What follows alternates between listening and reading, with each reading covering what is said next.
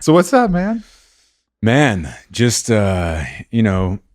trying to just, as I said, whenever I came in, just holding on for dear life. I'm precisely what's going on is that if you look at the internet, it is.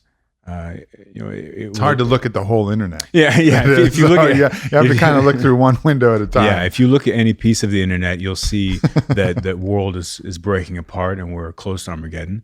If you look outside, it's a beautiful day. So that's actually exactly what's going on.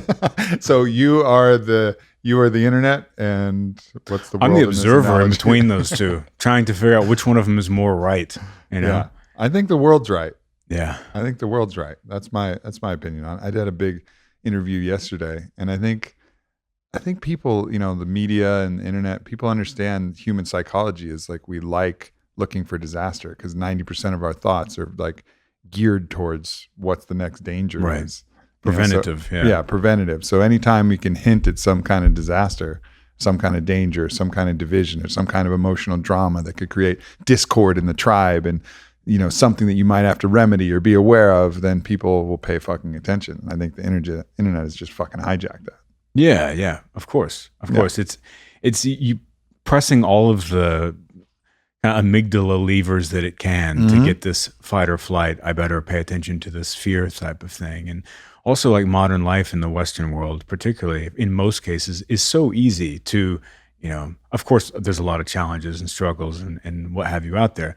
But in general, most people have food, shelter, water, etc.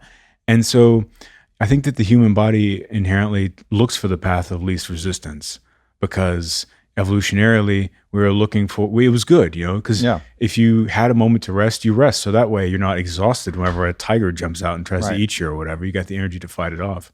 So instinctively, a lot of times we feel like, oh no, okay, this is a good place to rest. The problem is it's not on the side of a rock for a couple of hours. It's on a couch for 20 years. Yeah. And so, that's why there's a whole economy around, self-promoting motivational guys out there on the internet. It's because like life is so good that people have to be told to get up and get out there. Yeah, that's true. And in the absence of external pressures and challenges and these proverbial dragons to slay, we create them internally. We need that, so we manifest that in our own emotional dramas and our own situations, and we can't escape it. You either go out and seek those stressors and those challenges and those difficulties and actually move forward with action, or you sit back and cower and then let those internal things eat you alive, which are much more difficult to deal with when you're not actually actively engaging in them. Yeah, that's something I've been thinking a lot about recently is what I've been calling the inner landscape, is that whole the internal dimension and spectrum of your own being, and the outer landscape is the world outside of your body, and so the key is trying to get the inner and outer landscape to harmonize. One of the things that people, don't realize sometimes, as far as I can tell, just from looking at myself, is that the entire outer landscape, of course, is created by your perceptual mind, your nervous system, everything that the whole computer of your brain that's generating the image of your selfhood that you understand as your sentient experience, is this tapestry that's all projected from, your computational innards. And so the inner landscape, whenever we look to some sexy computational innards, Cory. Yeah, I'm a smooth talker. Yeah. But this inner world that people are usually picking at, whether they realize it or not, it's got we all have these problems. We've got this door that's always closing to try and block off the outer and inner landscapes, because the ego wants to close that door so it can trap the ghosts inside and keep your attention wrapped up on itself. Again, another evolutionary byproduct, because back in the day, pre-industrial revolution and a little bit further, it was good to be paying attention to yourself, because it's much more intelligent to be making sure there are no predators or anything around, other than staring at a fluffy cloud, thinking about what it might look like. Yeah. And so the problem comes in is that people don't realize that a lot of the things that creates that frustration and all those issues you were talking about that they see and recognize in the world is actually, of course, just it's inherently compartmentalized and coming from the memory bank of the self. It's somehow that people are often seeing, the thing in themselves, but it's packed away in such a way where one doesn't recognize it as an internal situation. They recognize it as something external. And so this is a great segue to what I did 2 days ago, which is I did my first ketamine therapy session that I've ever done.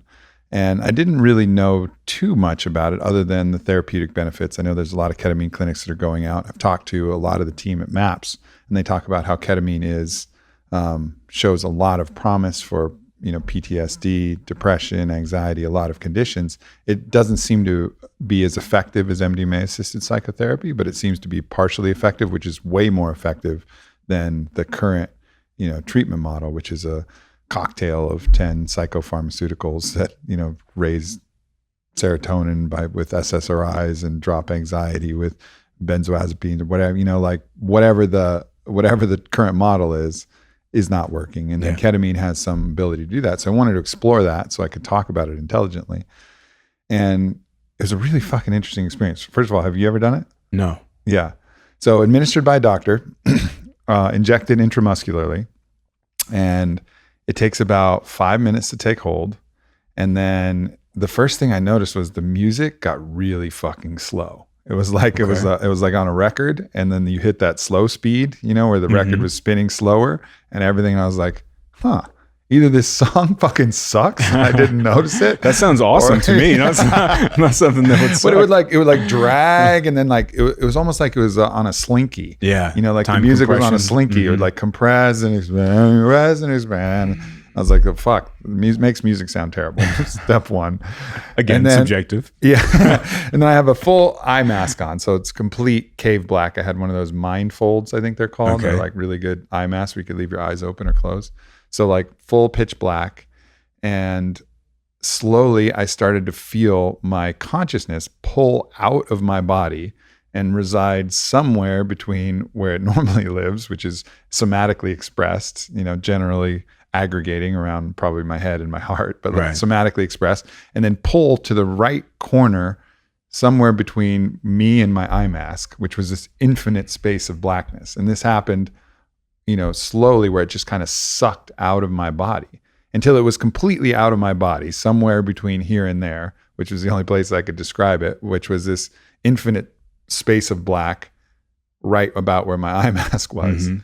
And it was very interesting because I really didn't enjoy it. I was like, but I didn't mind it either. But it seemed like it was doing the opposite of what I really normally want from a psychedelic experience, which is to feel more, to bring more of that awareness through my whole being and kind of make it more alive. Whereas this one kind of pulled it out. But I recognized the therapeutic benefit of that, because at the point where it was pulled out of my body, it was just pure consciousness pulled out of my body. And it wasn't in the astral too, which is weird. We've both been in there in meditation and things, and it's kind of wavy, and there's things moving, and there's visions, and there's interactions, and it's alive. This was like Doctor Strange's practice world, where it was just this black little practice world. Which, by the way, not to interrupt this great thing, but just a side note, man, is that not one of the most accurate, as far as some of the stuff is going down in that movie? Totally. They definitely had it. They definitely were planning some clues. I was in the theater, gripping the, white knuckling the movie scene. Totally. So anyway, I'm in this fucking practice world somewhere around my eye mask, and I'm looking back, and I'm realizing oh, now I can do a real self-diagnostic. It pulled me away from any momentum, any patterns or habits or things that were going on. And I didn't have a lot going on. But if I did, let's imagine I was in the middle of a catastrophic emotional trigger because of my open relationship, or something was really going on really wrong. I could see this pulling, or even something more long-term, a longer-term depression or a longer-term anxiety. At this perspective, you're pulled out of your body and there's no pain. There's not really a lot of sense of love or divinity or anything there either. It's just awareness pulled out. And then you get to look at your mind, hey, how's my mind working? All right, my mind's working all right, I guess. Well, how's my body working? Well, And the body, and when I was doing this body analysis, it was like I was just it was just a robot. Like all of the life and life force that expresses through my body, like all of the things that animate this body, were gone. And it was like, oh, all right, well, it's skin and tendons and muscles and bones. Honestly, you're really just describing my normal waking experience. You're like a walking ketamine. Yeah.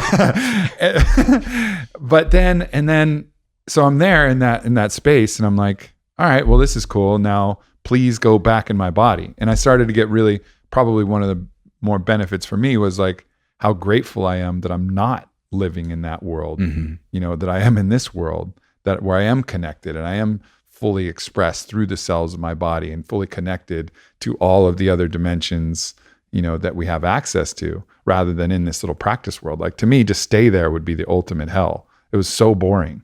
It wasn't painful, but it was just so fucking boring. It wasn't filled with love and divinity and interaction, and didn't have a body. So then the consciousness then starts to drip slowly back into the body, and you start to get feeling back in your skin and feeling back in your muscles. And, I laughed a couple of times because there's this Muji, that Buddhist, the laughing Buddhist. He has a song that he just repeats over and over again.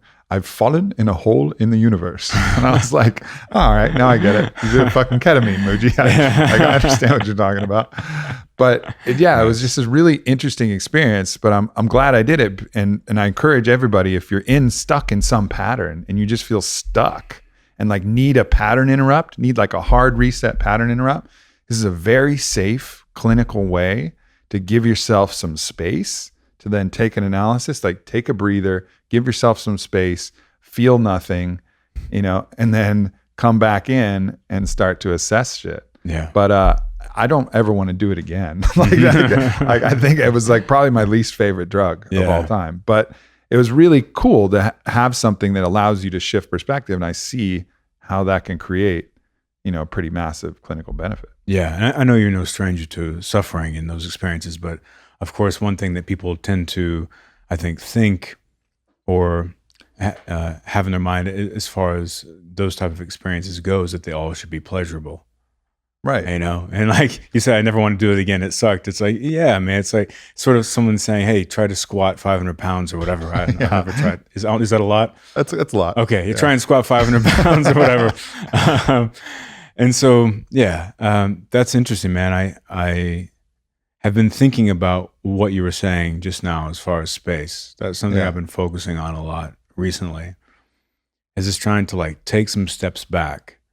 And it's so easy to always have your nose on the grindstone and always just be in. And it doesn't have to be on a professional level. It can be on a relationship level, or with a hobby, or with your social network, or with yourself, your internal layer peeling, whatever it might be.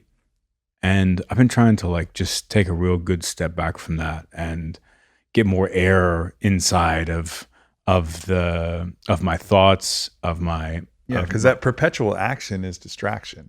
If you're constantly moving, what are you running from? Right, and even I mean, look at I hate to say it, but look at Bourdain. That's sort of a similar thing. It's like always moving, and it's like doesn't allow one to process.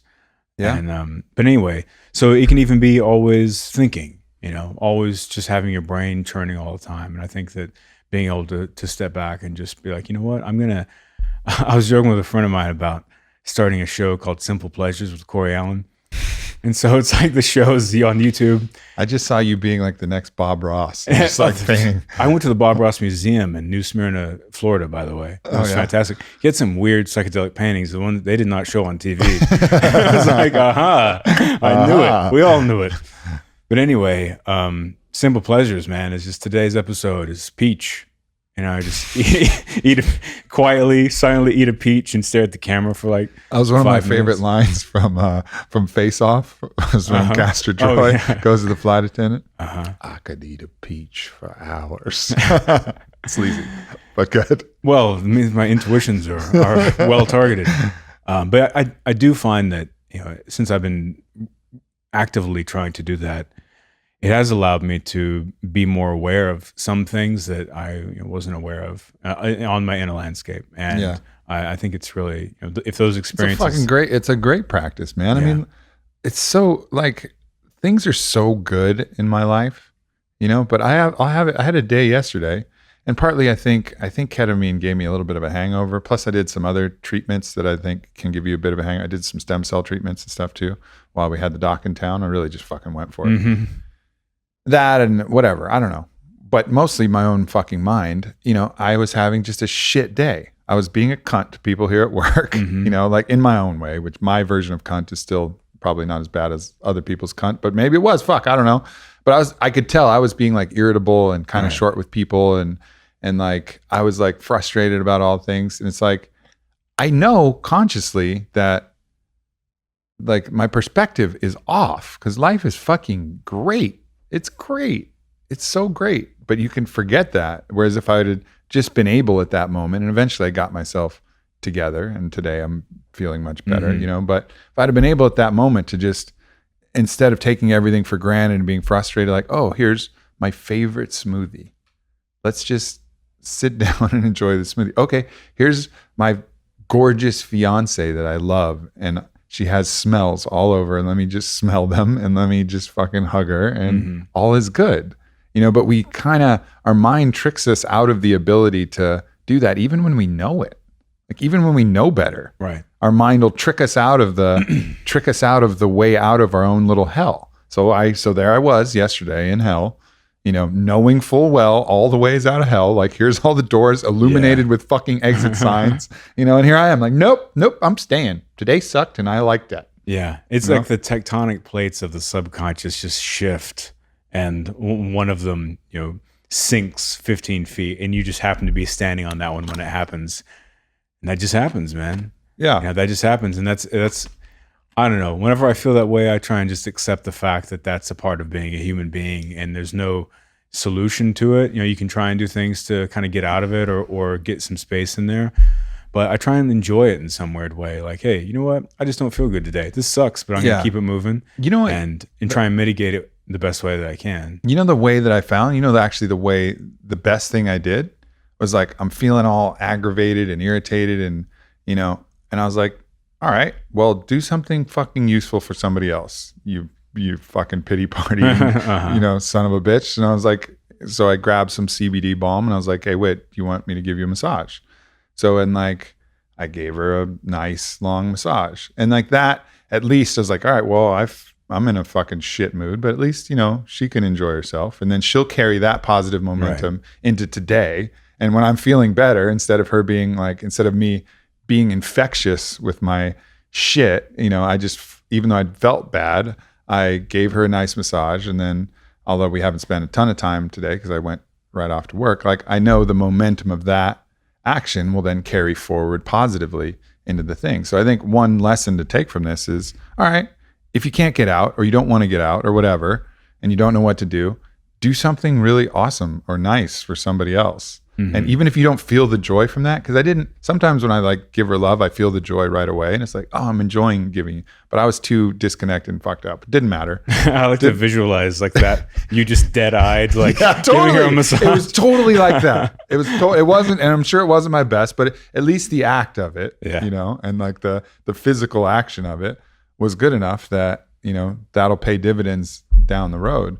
And then today, when the natural cycle reverses and I feel better, then I'll have positive momentum instead of negative momentum in the household that I'm carrying forward. And what you didn't do, which is great, is take it out on the outer landscape, like we were just talking about earlier, because that's what pretty much everyone does, And I have this theory that, like, I'm sure you're familiar with kind of some of the latest neuroscience research, in that the idea that we don't have one subconscious, but multiple threads of subconscious awareness. And if you ask someone like Donald Hoffman, who's been on my podcast, he would say a infinite amount of reductive subconscious kernels and nodes that go all the way down. And so, as far as I understand, the latest idea is that there is this, these multiple streams of subconscious awareness that are always kicking on and offline, and that basically the notion of our selfhood is a harmonic of those subconscious activities. And there's a lot more going on, of course, than we can be aware of, because our own self-awareness is limited to a certain scope. And it's kind of like nested within this whole network. Yeah, of and our purview subconsciouses. into our own subconscious is so poor. Right. You know, like we don't. The windows there are really cloudy. Yeah. if fucking observable at all. Exactly. And so I have this feeling, and this thing I've been thinking about recently is that, like, there's the token example of the person who had their brain hemisphere severed, and it showed that they had two distinct strains of subconscious that they were able to analyze and like ask separate questions. Again, speaking with Donald Hoffman, he said in one case that a peer of his did, one hemisphere of the brain was an atheist and the other hemisphere was a Christian, depending on which one you ask. So, I mean, it goes very disparate links, but there's a famous example of someone, as far as explaining the subconscious network situation, of sitting there, they just stopped smoking, and then they think, oh, I really, this corner store has the best apples, and they go down there, they go to buy an apple, and as they're buying the apple, they say, I should just grab a pack of cigarettes while I'm here. It's like they were tricked, of course, by one of those subconscious networks into doing the thing that it really wanted to do, but it gave your subconscious, gave you your conscious mind this bullshit story. How dirty.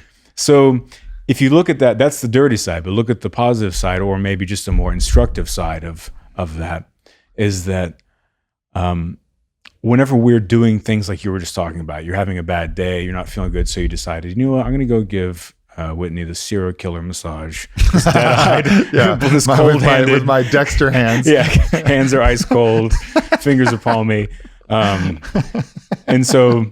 But what's interesting is that I think if you peel serial killer massage, if you peel the layers back on that a little bit, I think that what's happening to us whenever we go to seek, we all feel like we're seeking in one way or another. Maybe it's something we want to make better about our inner development, or something professional, whatever the thing is. We're always trying to chew on something. Sure. And perhaps what it is it's the subconscious network is actually shifting in a certain way. It's leaning in a certain way because the totality of an individual is so hard to be balanced. Like, we just can't be in balance all the time. We can try and strive to be balanced, but when are you going to have the totality of your being, like the whole spectrum, every piece of stained glass is going to be perfectly in place at all? I mean, those moments are rare. They're so rare. And usually psychedelically induced or some kind of altered. So it's an altered state. Often, when you're in harmony like that, it really feels like an altered state of consciousness. It feels amazing. And perhaps that state is a state in which your consciousness has been trimmed down enough to where it's like, oh, I got this narrow this little canoe is great. Yeah. Instead of trying to bend your own will to your subconscious, you're bending your will, to or being.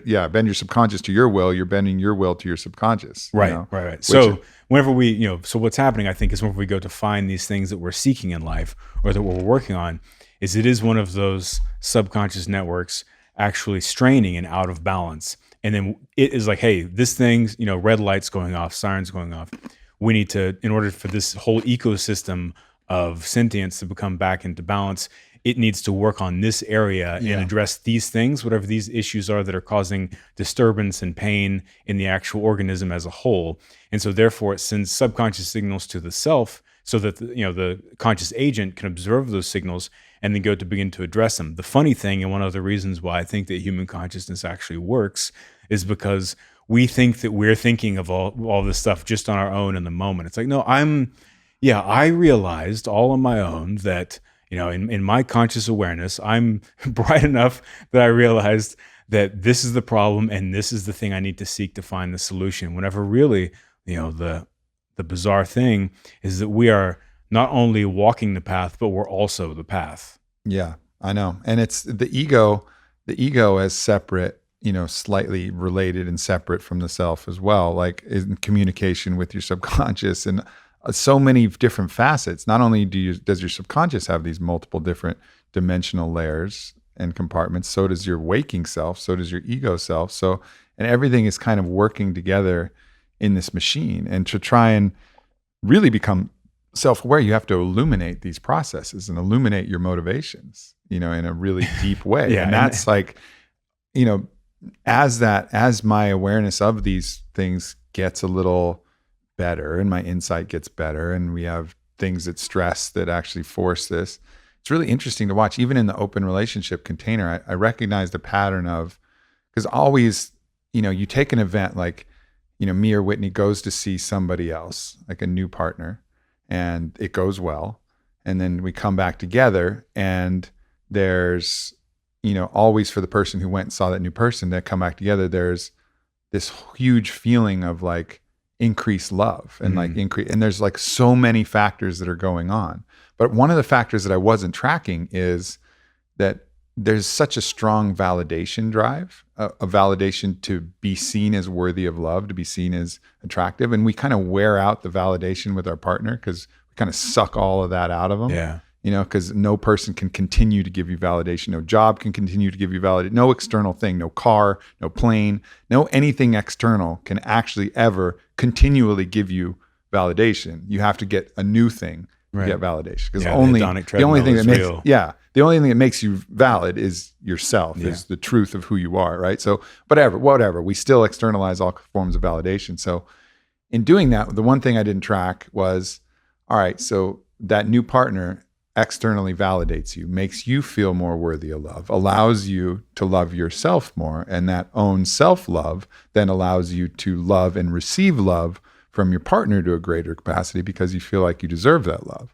And so your desire to see that other person might be based in a lust, might be based in a connection or fun or chemistry or whatever it else might be, but it might be based in validation, which largely often it is. And then that validation, when received, creates that greater sense of self-love, which creates the greater ability to receive that love from your partner, which creates the tightening bond. And it's this like weird pattern that's kind of, that I noticed like, like that's a very fucking interesting phenomenon. Yeah. And then making sure that you're aware of it is the first step. And it's not like I'm not trying to say it's either bad or good, but it's just, that is the phenomenon that I'm noticing. It's a cool story. Yeah. Yeah. It's like, this works. It's an interesting. Following this narrative leaves me feeling, rather peaceful and content.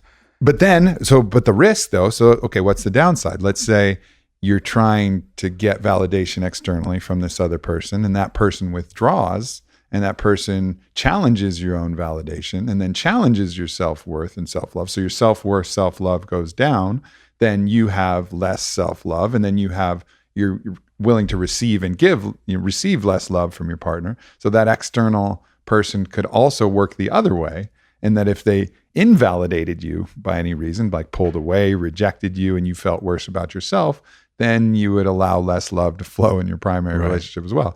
So it's fucking tricky. It goes both ways. But without illuminating that process, you're fucking lost. Because recently, with Whit, there's been cases where I've seen both. I've seen a very positive encounter that increased love and increased mutual love. I've seen it an encounter that didn't work as well, where it was like, what the fuck's going on? Yeah, why is she with Hulk from the Avengers? Yeah, exactly. Challenges me a little bit. Exactly. So it's like it's an interesting dynamic, but I think it really illuminates how much. And so the person, like Whitney in this example, the person, she's not going to see somebody because she's thinking, oh, I want to get validated so I can love myself more, and then I'll be able to love Aubrey more. Like these are all, but that might actually be why she's, exchanging numbers. It might actually be why she's doing all of these things, but it's all happening underneath the surface as some very deep drive to be valid and to be worthy. Sure. It's some of the root of a lot of human behavior, man. It's like making sure your fur coat is shiny and pretty while you're while you're cruising across the horizon of the jungle there. And I think I just became illuminated to my own fucking rampant validation seeking for probably my whole life. Mm-hmm. And I'm still stuck in those loops. But I think that first step is like awareness. Okay, why am I really doing this? Like, where is the subconscious motivation actually coming from? Yeah. And then the awareness comes first, and then you have the challenge of solving it. Like the practices that will help you transcend that need for validation or that need for the quenching of whatever it is. And then you're left with more simple things to deal with. Like, okay, lust, like got it. Like that's a biological impulse, like you want something biochemically, like, okay, cool. like we can we can handle that. It's a body urge, hunger, these things, like they're much easier to navigate. But when the subconscious hijacks with the ego and everything's playing, it's that go buy an apple and end up with cigarettes kind of situation. Like that gets played out 1 billion times over in 1 billion different ways until you like illuminate it, until you can say, I want cigarettes. Like as soon as your body says, oh, go get that apple, you're like, oh, that's the store where the cigarettes are. That's why I'm going there. Exactly, man. And this is what I'm talking, this fits, precisely into the inner and outer landscape, interlocking thing I'm talking about, finding that balance in the door. Or I was talking earlier about making sure the door is pushed open so the ghost doesn't get trapped. That's what I was talking about. Yeah. It's like the ghost is whenever you identify through observing the external landscape that there's something within yourself that needs addressing. That becomes fear or anxiety. It's like I'll think to myself, like, why do I feel anxiety when I'm talking to someone I've known for 15 years? Like, this doesn't make any sense. Like, what is it? Is the conversation moving around to something that I'm worried about, or it's going to make me uncomfortable? What am I uncomfortable about? Like, why wouldn't I be? What would happen if I had that conversation? Like, what's the end result? And it's really nothing. The result of that is being able to like be open to talking about a thing, which you're actually not even sure what that thing is. But the door is closing. Like the second you feel that analyzation, because your conscious mind, and your ego is trying to trap you and separate you from any other new information or feedback from the outer landscape.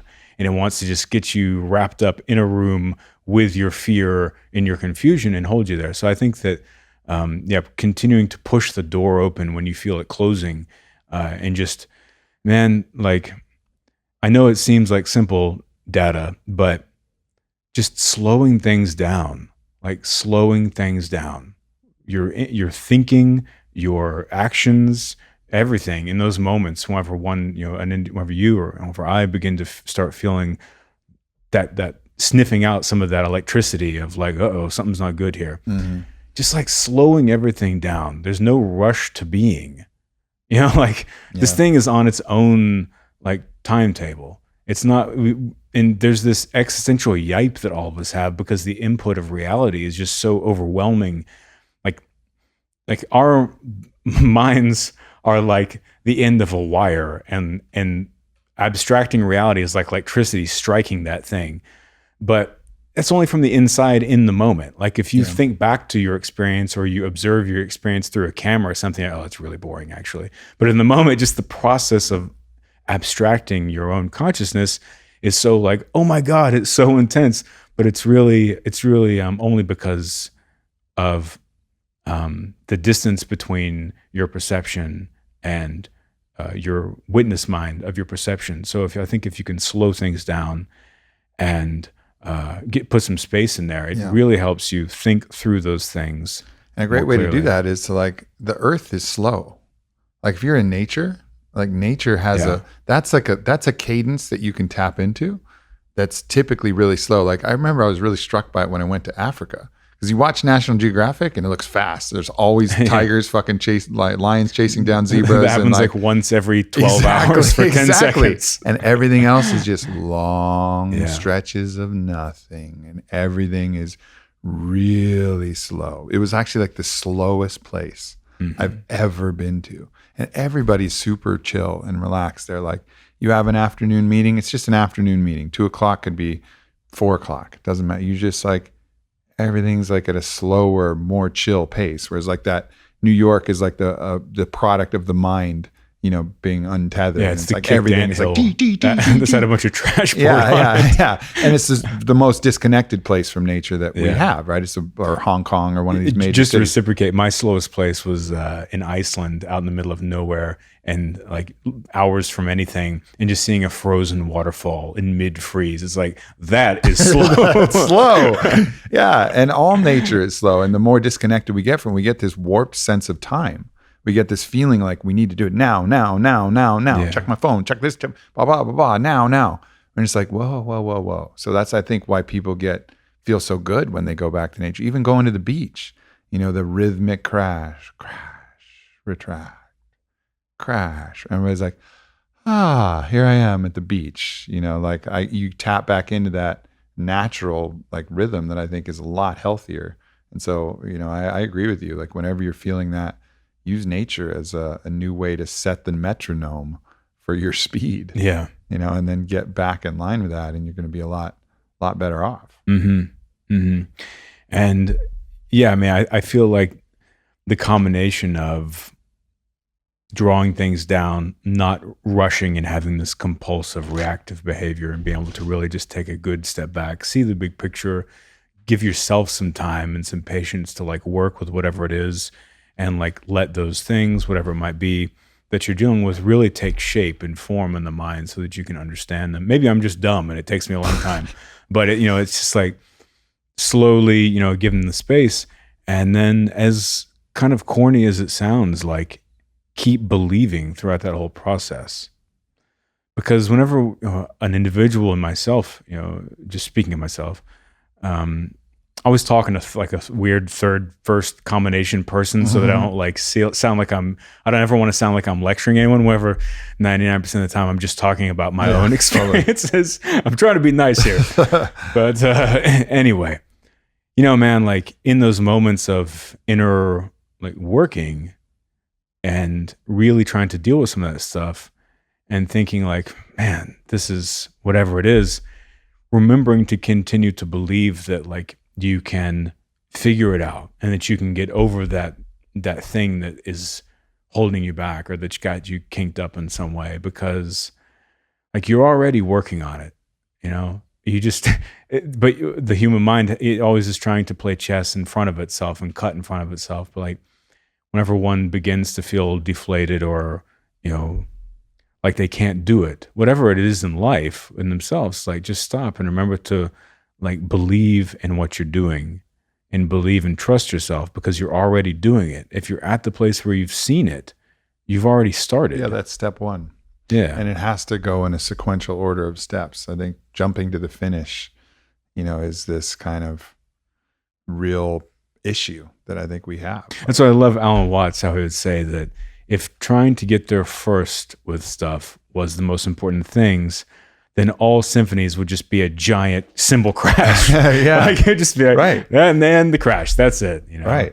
But this goes back to... And then that's the fucking thing. Like we're all ending up in the giant cymbal crash anyways. Whether like, you want to or not. Whether you want to or not. So like, are you going to play a symphony? Yeah. Are you really going to live your life where all the musical notes get to play and there's some sad parts and some heroic parts and some peaceful parts and the silence in between the parts? Yeah. Like, you're going to play the whole symphony, or are you just going to hurry up for the fucking crash? Yeah. Like, what are we doing? Simple Pleasures with Cory Allen. That's why. Eat a peach. Hey, walking with Cory Allen, 5 minutes. But yeah, man, this is, the emergence of this subconscious stuff and trying to track it and be more aware of it connects to something I was thinking just this morning. Actually, it was like, I was reading this book by Oliver Sacks, and he was talking about in some of his, it's all about hallucinations and whatever. And the man who mistook his wife for a hat. Yeah, that's actually Hallucinations is the book, but okay. That is, another good one. And he was saying that, what happens, what his idea that a lot of auditory hallucinations or visual hallucinations in his research and others' research often are, they believe that it's the brain trying to give itself a signal, but something is misfiring or something is not operating properly. One of the nodes of, of one of the cortexes is not firing. And so it just pushes it through in some way to try to get the answer, like the information, the data out there, so that it can get there. So it tries these different ways. So it creates an auditory hallucination where you start hearing someone talking, or like it couldn't get this symbolic or whatever the instructive piece of data to you that it felt like you needed to know. And so it made you hear some person's voice, and like that would get you, because that was like the last thing it could do. Or same thing with visually. It's like you can't, it couldn't get something to you. So it creates this picture and gives you some symbolic image that you see. So it's like, look at this thing. It's basically trying to hack its own malfunctioning or something like that. It's like defragging. And so what that made me think of was that perhaps in the psychedelic cinema of the mind, in the way of in your mind's eye in meditation or in some psychedelic experience or something like that, that entire visual hallucination and auditory hallucination that arises is actually like points to the amount of data that's in our subconscious that's available, that's trying to get to us.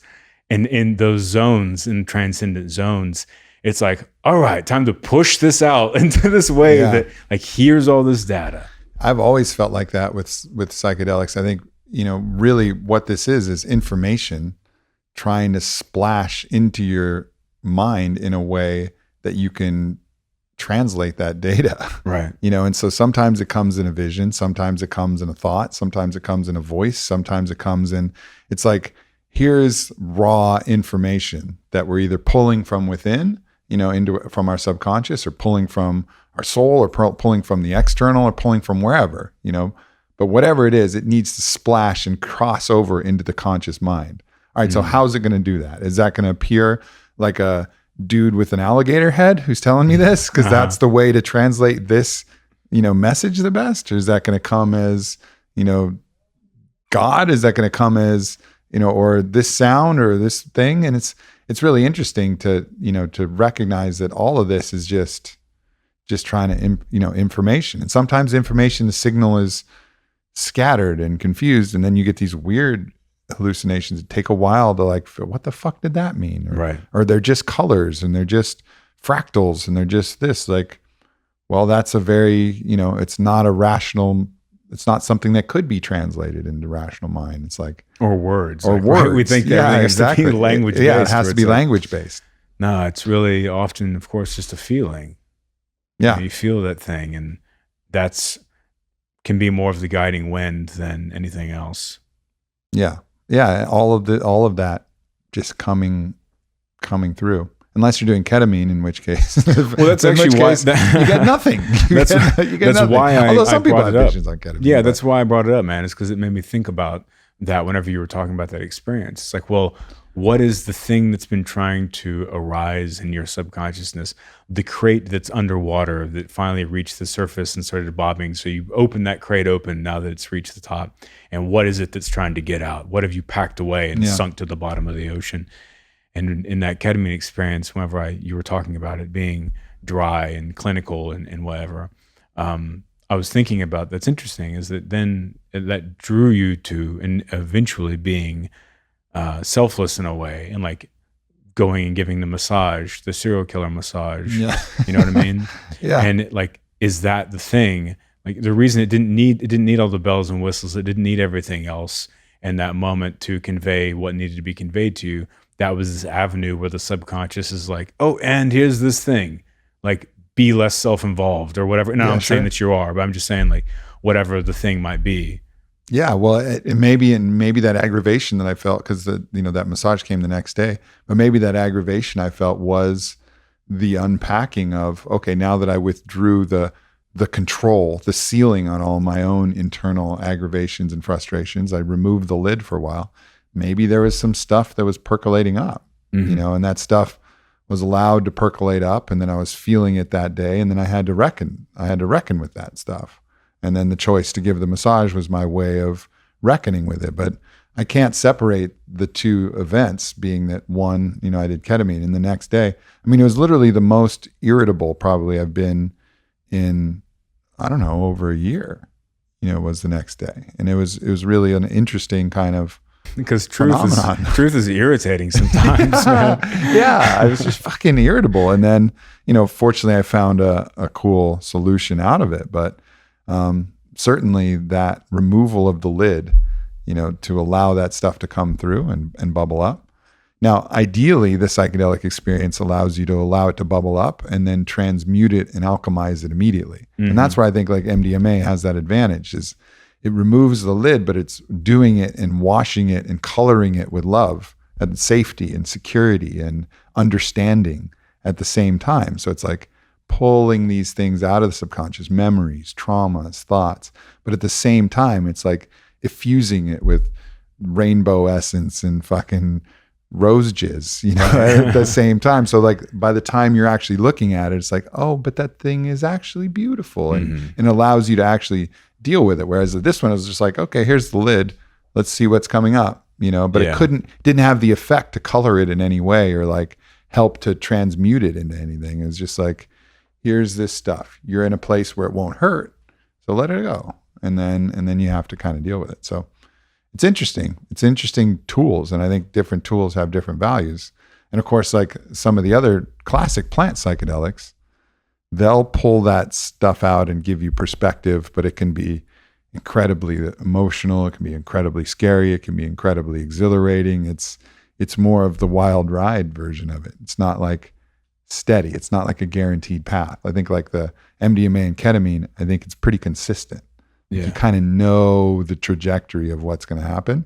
Whereas psilocybin, ayahuasca, some of these other ones, you're like, you just surrender to what is going to happen because you don't really know. And, you just trust that there's a wisdom guiding this Mr. Toad's wild ride. Yeah, there's a reason why one originates from the jungle. Yeah. It's the wild jungle, man. Yeah. Opens up inside. Where do you think that a lot of the clinical research with all of that's going to be in the next 10 or 20 years? Well, I think MDMA is going to be legal in 3. Mm-hmm. By 2021, there'll be clinics operating. I mean, the data's pouring in up from the ketamine already. Psilocybin's in phase 2. I mean, that's going to be legal in probably 5 years in a pharmaceutical setting. I think ayahuasca already has religious exemption. I think iboga for addiction, that's kind of a next frontier that'll come on. I think all of these plant teachers and psychedelics and they're all going to come online within the next decade. And Right. I think it's going to be nothing short of a pharmacological revolution in which people will not be, will be transitioning at an ever increasing rate from this kind of broken machine hypothesis, which I think is like a major problem with what we've had, that our brain is broken and we need to apply this fix in the form of a little pill in an orange bottle. We need to apply this fix daily to fix this broken machine, into this hypothesis. We have a machine that can fix itself given the right encouragement. Right. And we want to fix it permanently, not to leave it hobbled and, requiring and having the necessity to have a constant intervention for the rest of your life. And I think we'll transition from that model of this, we're a broken machine that can't be fixed. Maybe there's certain circumstances where that's right, but I think majority of cases it's not. The human mind and psyche and heart can fix itself if given a little bit of encouragement and encouraged on its own healing path. And I think that's the paradigm we'll transition into, and that will help people arrive at stable, healthy, steadier points. Still be challenges, still be ups and downs, but they'll be able to start to manage those. And that's where I think the world really starts to shift. So when that begins to happen, and there is the stigma of the mass population that responds to those type of breakthroughs or just research and what have you, or laws that are passed, and that kind of societal fear that arises because of that and of the stigmas.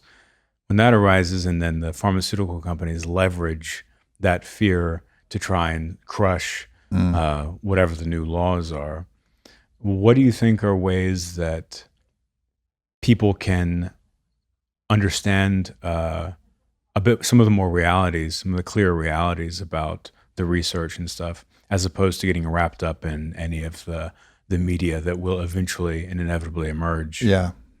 Well, I think they'll be playing a lopsided war, because on the pro side, you'll have legit double-blind, randomized, highly powered clinical trials.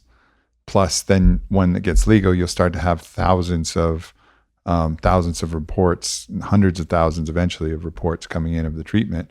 And on the negative side, you'll have overblown stories of where it went wrong. Mm-hmm. Right now, tens of thousands of people are dying from pharmaceuticals regularly, taking the wrong one, overdosing on this one, having this bad reaction, lighting yourself on fire because of suicidality is a side effect of this one particular thing. Like suicidality is like legitimately a side effect of a lot of the pharmaceuticals that we have, right? But that one person who does mushrooms and jumps off a bridge can change national legislation. Right. That literally happened in Amsterdam. Yeah, I remember that. Where they banned psychedelic mushrooms. Now you can only have truffles because one person killed themselves. Yeah. Well, like literally tens of thousands of people are killing themselves on psychopharmaceuticals regularly. But what they'll do is they'll take that one thing, they'll use the fear to hijack that and make it seem like if you do mushrooms once, you're probably going to jump off a bridge and kill yourself because you think you can fly. Yeah. You know what I mean? And that meme, that idea will get stuck in people's heads. So they'll be armed with that weapon, fear, propaganda, overblowing individual instances. And then on the other side, you'll have hard clinical science, and it'll just be up to people to kind of put those two in perspective. Be like, oh, hey, yeah, by the way, how many people have died from taking Zoloft and killing themselves? You know, like, let's not overblow this one MDMA or psilocybin related death. Yeah. Way out of proportion. Yeah. And you know what's crazy, man, is like I was forced to take Zoloft whenever I was like 14, but I actually would put it in my mouth like whenever I was given the tablet and then go spit it out. That's pretty smart. Because you wanted to put it in your butt. Of course. Yeah. I know it's the you knew that's where absorption. You knew that's where it hit the hardest. No, I had this feeling even then. I'm like, I don't want to take something to, like, I'm just creative.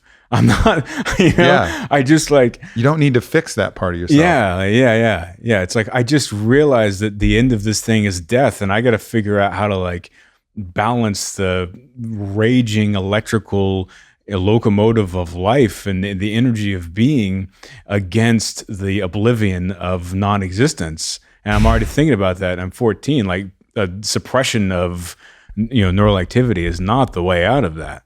And also it prevents the adaptation that's necessary. Like, I'm not saying that in certain circumstances, pharmaceuticals aren't the right choice. Like we understand that. Right. But if you don't go through that hardship and come out the other side, you'll never make it through the other side of that. So if anytime you're going against something tough, like, oh, wow, here's some real existential angst, let me medicate my way out of this, you'll never pass the next level. So you'll be stuck in Super Mario level 2.2, and never get to 2.5 where it gets really fun and you actually get to fight Bowser and rescue the princess. Because you'll be stuck. Because the minute you go up against that pressure, oh, fuck, existential angst, I'm going to die. I don't know who I am really. I'm figuring this shit out. You have to go through those periods. You have to, and to really just recognize, like, all right, it's going to be tougher for some people than others. But that transcending and the fighting through that is what's going to create the adaptation, which creates the strength of the person on the other side. And I think right now, everybody's so freaked out about these temporary difficulties. It's like, no, let's fucking medicate, distract, whatever, do whatever we can to get rid of this because it's inconvenient. These harder, deeper, slower feelings are inconvenient. We need just A's in school. Yeah, well, how are you going to be productive? A's in school, A's in school and a fucking cheerful kid. Because what if the neighbors come over and then our kid's fucking sad and wearing black and dyeing his hair purple? Like, God forbid. I was doing that too. Okay, well, fucking put you on meds. Yeah. And like, I'm gonna dye my scalp black now. Out of revolt. Yeah, just tattoo the whole thing. That's not a good look. But anyway, man, it's that's a thing that another part of our society that is just kind of, I think it's the lack of maturity of our society in some ways. Is like we don't want to look at the tough side of being. Where you were saying that whenever someone's depressed or whenever someone's even just having a bad day or something like that, people want to ignore it or try and like fix it immediately.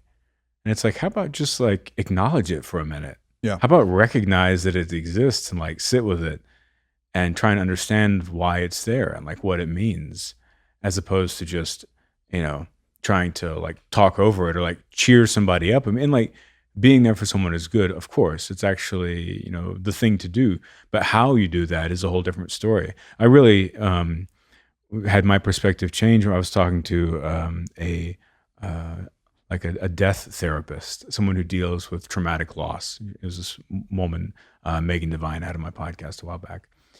And she really changed my perspective on that type of thing, where I used to think like, all right, you have this traumatic experience. Like for her example, her and her husband were going to buy groceries or something like that. And they decided to stop off and go swimming real quick in the river or the lake or wherever it was. They'd done it many times before. They're there for 10 minutes. He hops in, she turns around and looks, and he's drowned.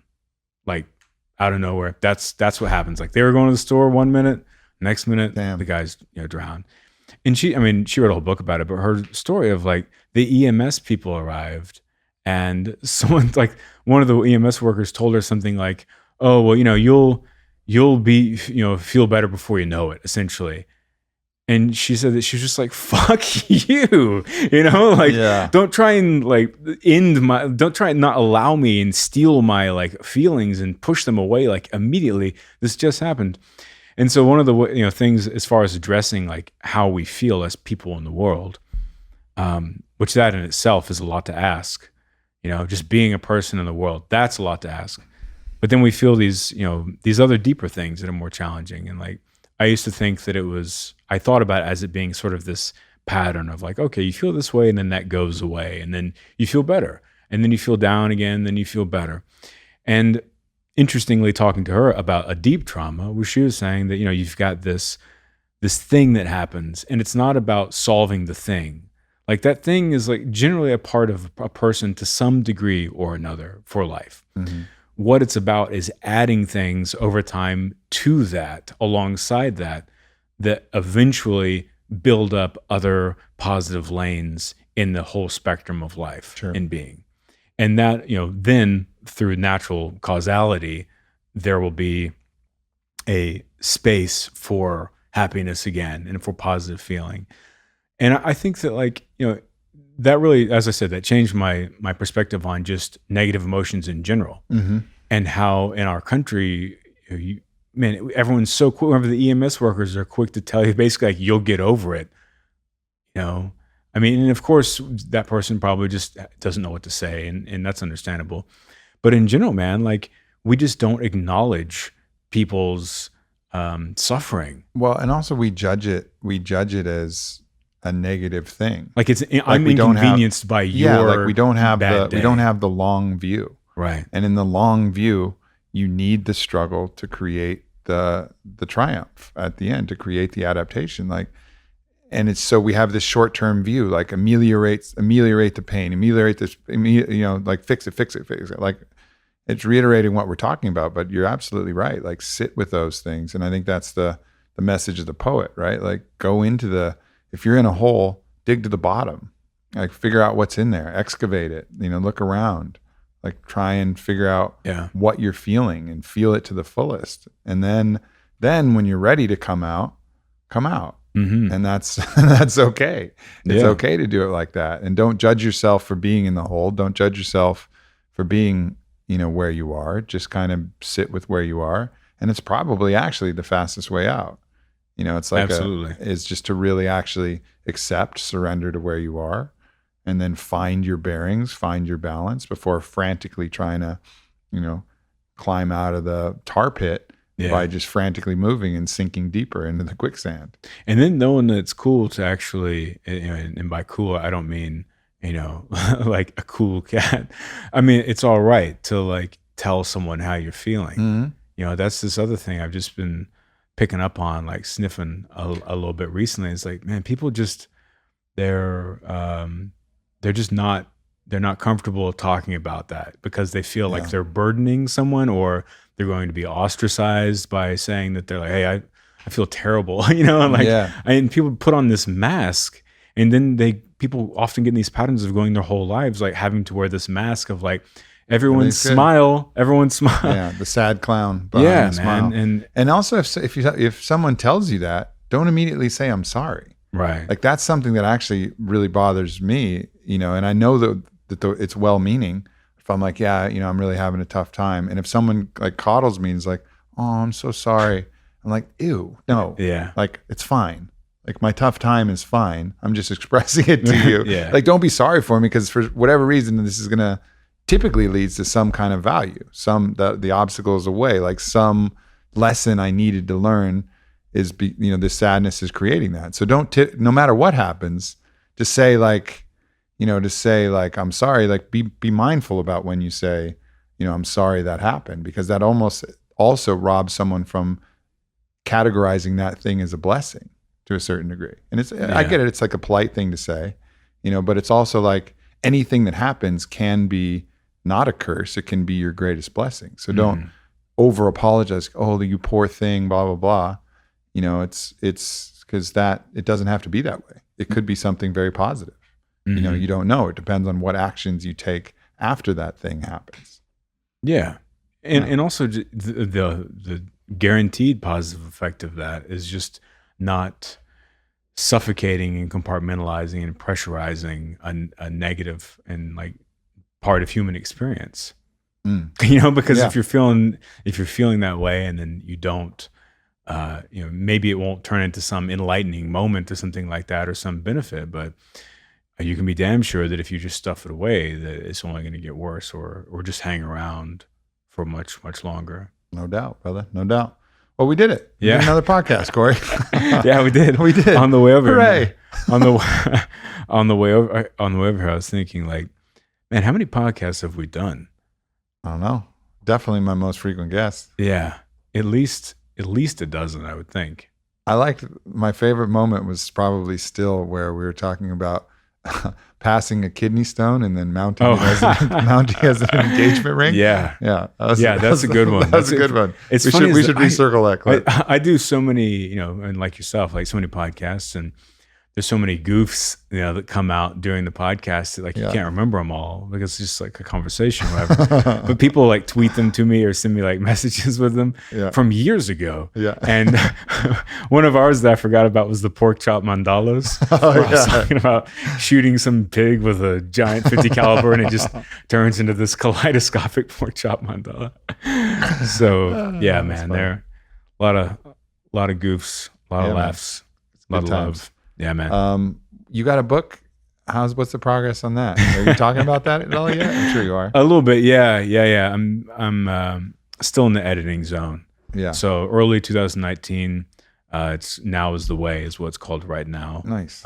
Hopefully that'll continue to be the title. We'll see what happens. But yeah, just in the editing zone, and then after that, it'll be time to time to get it out there. And the Astral Hustle, everybody check that out. Everybody check it out. For sure. Please check it out. It's Give a lot it a of good listen. stuff. What's an episode people should start with if they never listen? Well, it depends on what you like, A little bit of everything. A little bit of everything. There's some great episodes. A recent one, if you like the brain scramblers, like a lot of people like to listen because they like to have their heads, their mainframes melted.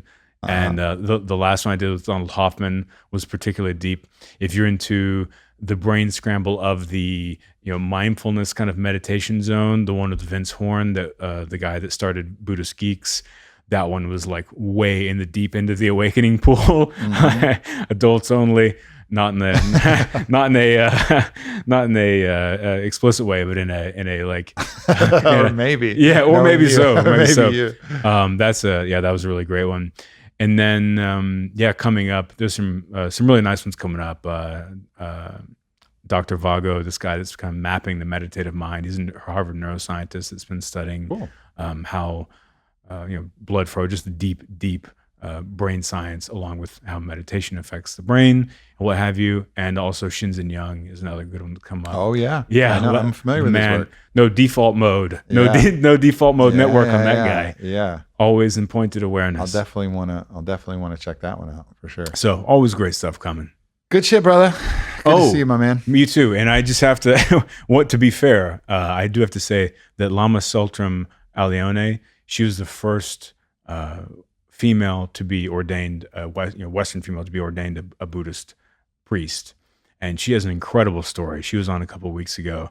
I mean, it's like, she has a book she wrote about her whole thing called Wisdom Rising. It's really about how the patriarchy has had a stronghold on all religious, but particularly, even the spiritual path over the whole lineage. Yeah, Buddhist monks can't even like touch a female. Right. Can't even, like, shake their hand. Right. And so she's like empowering the divine feminine, the journey into the mandala, and it's really cool. And she's studied with Chogyam Trungpa and has done this whole, she's had an incredible life. So for any ladies that are listening, I recommend that one. It was very enlightening to hear her perspective, no pun intended. Beautiful. Yeah. Thank you, my brother. Thank you. Good to see you, my man. Ryan, we out.